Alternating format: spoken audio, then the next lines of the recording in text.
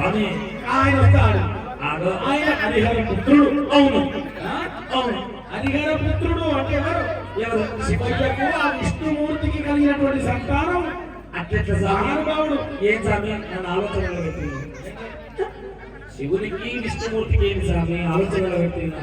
మరి ఎవరంటున్నారు? పార్వతీదేవి శివయ్య కనుక్కున్న ఇన్ని రోజుల నుంచి. అవును స్వామి. ఎన్నో ఏళ్ళ నుంచి మీరు అయ్యప్ప పూజలు చూస్తారు కదా. అయ్యప్ప తండ్రి ఎవరు? కానీ శైలి ఆడుతుంది. శివయ్య అంటే అందరూ శైలి ఆడుతుంది. పక్కన కౌంటే లేదా? లాక్ కాదే. అంటే లాక్. ఓకే. అయ్యప్ప తల్లి ఎవరు?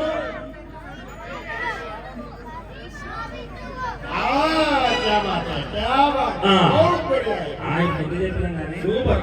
ఇంతకుముందు విష్ణుమూర్తి.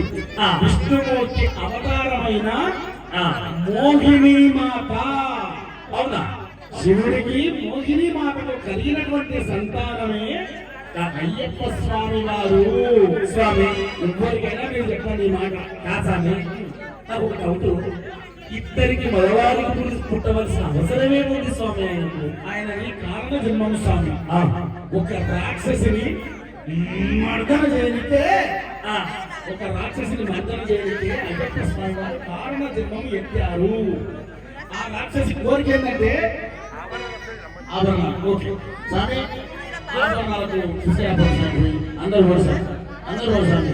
ఇక మనం అందరూ మంచిగా పాడుకోవచ్చు. అందరూ ఆభరణాలు తీసుకున్నారు. స్వామి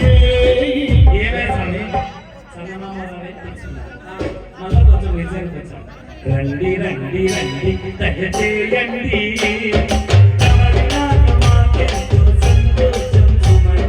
రండి రండి రండి దయచేయండి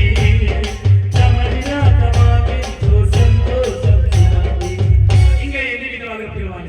స్వామి అన్ని ఏడు కూడా పడబడతాం.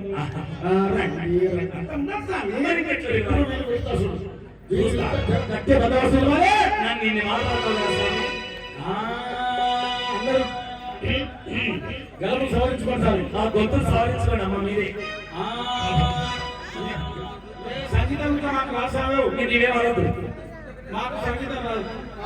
ముత్యాల అభిషేకం